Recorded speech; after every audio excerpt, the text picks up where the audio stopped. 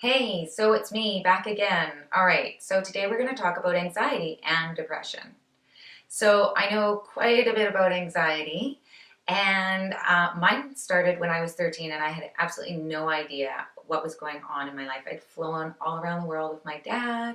Um, yeah, lots of things had happened in my life, but I didn't really think anything of it. I was walking through a mall with my mom, and all of a sudden, my heart's racing a mile a minute. I'm sweating. I can't wait to get out of there. I don't know how. I'm like, I gotta go, I gotta go. I can't, like, where's my mom? And we need to go right now. And from that point on, my life just kind of went upside down. I dropped out of school.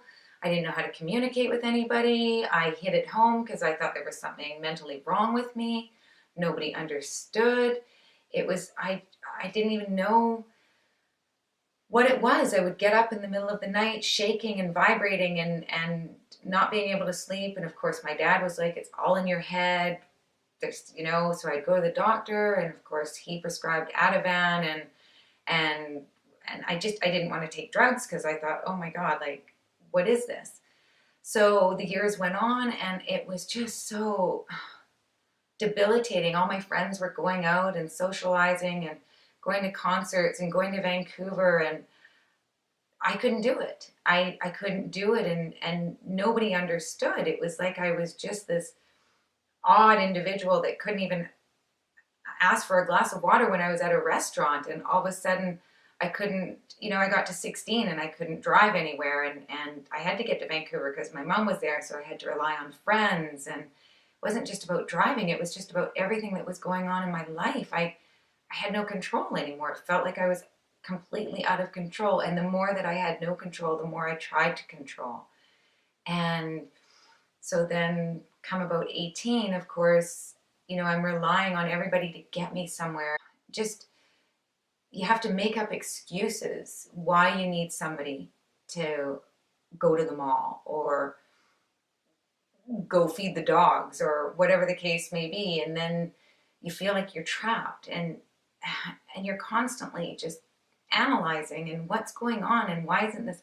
So counselor after counselor after counselor after, and different projects, and envisioning things on my hands and my legs, and it was just overwhelming. And so then you get into that depression, and you think about suicide, and you think about, where am I going, what's happening to me? And then you get into dysfunctional relationships possibly. And well, for me, I did, because I found that misery loved company, and because I didn't feel healthy with myself, that I really went to people who just kind of accepted me because, I don't know, they were the same. So it took me years. It took me years and years and years to realize that there is help. And you just, it's so easy now to look back because, there's still parts of me that have anxiety. And we all second guess who we are. That's normal. It's normal to second guess who we are. But remember that you're you, and nobody else can be you, and you're special just the way you are. Whether you're sitting in your room, whether you're walking the beach, whether you're in school, nobody can be you. Nobody can have the qualities that you have. You are worth so much more than you give yourself credit for. It's just really reaching in. And most people with anxiety are highly intelligent people, and the reason we get anxiety, 1 out of every 4 children that are born have anxiety. And so when you get inside your head, it's really getting out of your head. And how we get out of our head is by exploring what rocks our world, whether it be film, dance, riding, motorbikes, traveling. We always have to seem to have something to get our heads out of our heads. So if you can sort of start focusing on different things in life, what's your next high without drugs? I mean, what's your next adventure? What's your next goal? And it's really hard when you're in that, but this is where I come in, and this is where we really need to be accountable with one another, because if you can ask me, I can guide you, and I can be accountable to you to help guide you. As long as you reach out and talk to me and trust me, knowing that I'm safe and knowing that I've been there and knowing how hard this is. This is a challenge. This is something that you don't have to go through for the rest of your life. And there are healthy ways around this. You are worth it. You are worth getting out of this because you are the greatest human being in the world, because nobody will ever be you. And I need you to really understand that. Start looking for things that excite you, that really excite you, where you're not bored and you don't need to get involved in that drama, because sometimes when we have anxiety, we look for that drama, to create drama, to have that high without drugs or alcohol or gambling or whatever it may be, or getting involved with company that isn't where we want to be, and going down that path where there's this whole other path that, like I said, when you're unique and you're individual, then you can branch out and the sky's the limit. And that's where I can show you how to have that euphoria of having the sky instead of this over here, because that over there just isn't you. Believe me, it's not you. So connect with me any way you can. There's a whole bunch of links below my video, and when you connect with me, I'll connect with you. So I can't wait to start you on a new journey in your life. So a lot of people that struggle with anxiety and depression is that we've had somewhere down the road, something's gone awry. And it doesn't have to be a traumatic thing in life. It's just something we're programmed to. A lot of people that I talk to say, look, I've had a normal life. I have a great dad. I have a great mom. I rode my horses. I did loads of sports. I had great friends. But then if you dig a little deeper, you'll find something that happened in your life. Were you your mom's confidant? Were you your dad's best friend? Did you feel like you had sort of the weight of your shoulders on you, the weight of the world on your shoulders, and you didn't really realize it? And when we get into that, we get into kind of this codependent relationship. And then learning that as we're younger, we follow it through life. And codependency has a lot to do with control. Most people that think about codependency think, oh, I'm enabling an addict or I'm enabling somebody. Well, yeah, we are enabling people, but it's not just about enabling. It's about control. It's about how we have to have control, because that's our security. Having control when you're anxious is your security. And that's where it becomes detrimental, is we tend to control all those that we love in our lives. And then when we don't get the response that we're looking for, like say we go and do something really nice for somebody and we think we've done a nice job, but we don't get the response that we're looking for, we get angry. Or we're out working all day and we come home and we're being nagged at, or why isn't your homework done? Why didn't you do the dishes? Whatever it is, and you just get set off. And boom, there's that anger, and you're going, where'd the anger come from? Well, it's from not being in control. And so anxiety, control, self-esteem, everything gets rolled into one. And when you're young, you don't understand the responsibilities that are being put on you. So you have to have a wall. You have to have this separation, this defense mechanism, which may come out in anxiety. And then to other people, we look like victims. Oh, you're just doing that because you want to be a victim and you just want attention. And yeah, whatever. Well, oh, you can't make it over the bridge. Oh, well, let's just blindfold you and we'll take you over the bridge and we'll get you to the other side and everything will be okay. No, it's not like that. It's like people say it's inside our heads. Yeah, it's inside my head, for crying out loud. If I could get rid of it, I would, but I don't know how. And, it's so frustrating for us. And so to get back to the whole digging deeper, it's once you, and don't do this alone, like really, try not to dig too deep on your own, because that's when you're getting into your head again. Don't get into your head. Get out of your head. Talk to somebody. Sometimes friends aren't always the best because they don't understand. They don't know what you're going through, and they become like, oh, whatever, you've got this problem, and yeah, and that's when we feel isolated and alone. And that's where you would connect with me and we would go through it, and I can explain so much more. There's a book out there, a great book called Codependent No More by Melody Beattie. There's lots of anxiety books for dummies, questions that you want answered but you just don't have answers to. You can find them online. Google anxiety and books, workbooks. Workbooks are really good because for people with anxiety, we always like to be busy in our minds. We always like to be thinking. So if you can do that, find things like that online. Like today, get up, go for a 5-minute walk, connect with me. Do something that you've been putting off, even though you don't want to do it. Just that little tiny step, It could be getting up and making an egg, for crying out loud, or a shake or anything, just to feel like I did something.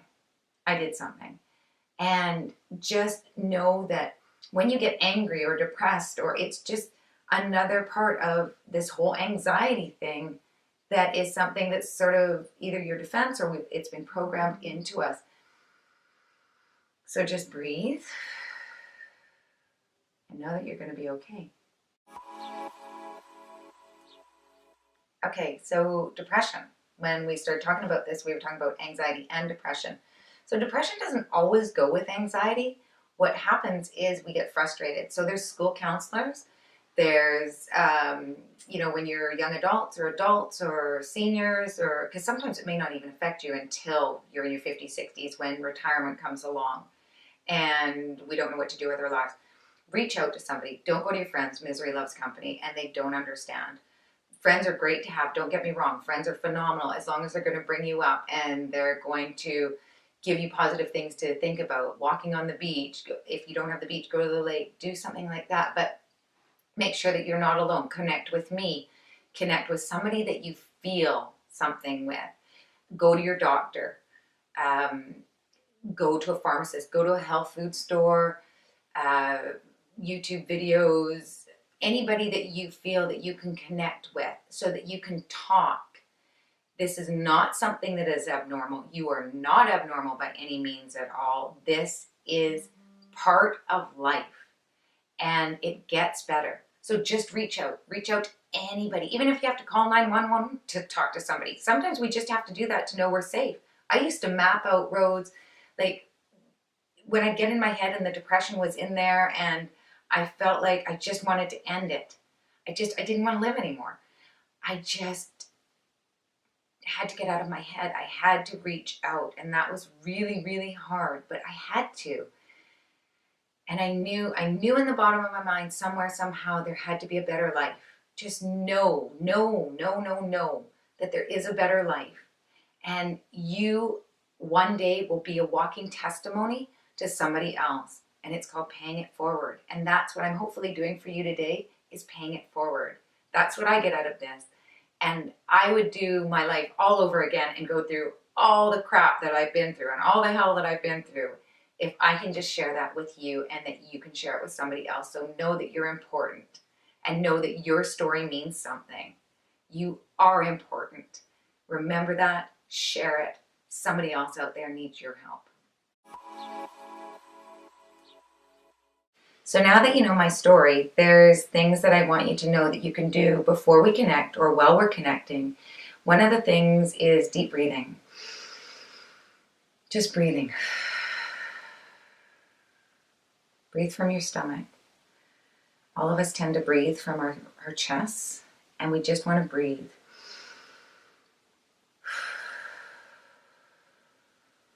Just let it go. And if that helps, and it will calm you. And there's yoga. Get connected with a yoga teacher. Meditation, loads of meditation on YouTube.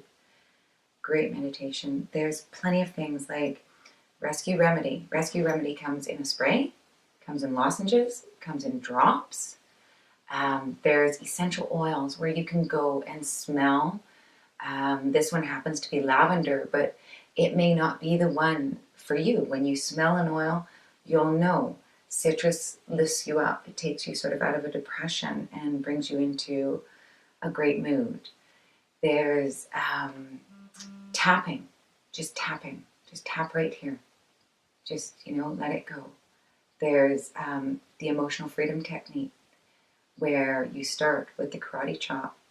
Nick and Jess Ortner are great. This is a great thing. I'll do a video on this one day, but they're fantastic to do. Pray. If you believe in a higher power or God, pray. Give it all to God. Or your universe, whatever you believe in. Say, you know what, God, I can't do this anymore. Like, I really need some help. Help me out. Something will pop into your head, or it will come to fruition in your life. Just have those things that make you feel safe, like walking your dog, cuddling with your dog, going for a ride, just being able to get out of that headspace. But the quickest thing for me as I was going through it truly was Rescue Remedy. And right here. It's all about right here, changing your mindset. Smiling when you don't want to smile. Breathing. Get into a yoga class or YouTube yoga. Meditation. Connecting with the right people. One of the other things that has really been helpful to me is connecting and feeding my body properly. It's so crucial to feed our bodies properly. What happens when we're not feeding our bodies properly is we spike. It's called kind of the glycemic index, and certain foods will spike us and then we crash. So if we're drinking like a lot of Diet Pepsi, you know you're going to be spiked, but you know you're going to crash, like with coffee. So just kind of find those balances. Like white rice isn't supposed to be good. Chocolate, coffee, tea with caffeine. It all depends on where you're at. Some people, nowadays, some people find that marijuana is the key, or CBD, or, I'm not promoting it, but I'm saying that maybe that's something that you need to talk to your doctor about. Just proper nutrition. Feed your body. Fats, our brain is like 100% fat. Water, all around us. Flush your body out, detox your body all the time with water, and just go with that, and you'll feel the difference. Exercise, key. Exercise is really key when you're going through a stressful situation and depression. It's really, really key to get out and go for that walk. As hard as it is, go for a 5-minute walk. And listen to, Anthony Robbins, Jeff Olson, The Slight Edge, Wayne Dyer is one of my favorites. There's so many Louise Hayes. There's just so many great music. Great music is a great thing. I just went on a flight. I hadn't flown in 30 years. You know what I did? I pumped up my favorite song. And it was like, yeah, like I'm flying. And I was just like, okay. And I'm tapping away. And I've got my Rescue Remedy lozenges going on. And I was like, this is cool. And then I started to freak out on the plane. And I was like, oh my God, what am I going to do? So I got up and I walked around. And then I started to talk to people. And when I was talking to people, I found that my level kind of started to come back down again. And I was good. And so whatever works for you. But music can really help sometimes. Listen to great people. There's so many great motivational speakers out there that the sky's the limit. So just do what's right for you. Research and find what's right for you. And I will talk more about this because it's so dear and near to my heart.